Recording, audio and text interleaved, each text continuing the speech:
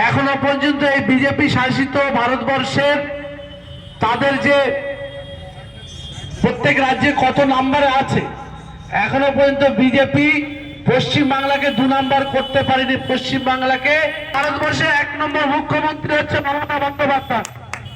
তার কারণ মমতা বন্দ্যোপাধ্যায় কোনোদিন প্রতিশ্রুতিকে ভঙ্গ করে না।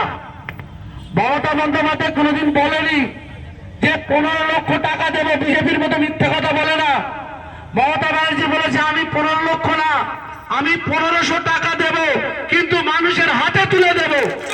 আজকে সেই কাজ যুব সাথীর মধ্য দিয়ে আজকের মানুষের বাড়ি বাড়ি পৌঁছে দেওয়া হচ্ছে।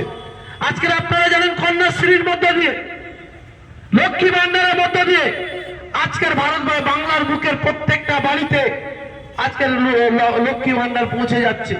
15 লাখ টাকা বলেনি, কিন্তু 1500 টাকা বলেছে। মা বোনের হাতে কিন্তু 1500 টাকা তুলে দেওয়ার চেষ্টা করেছে।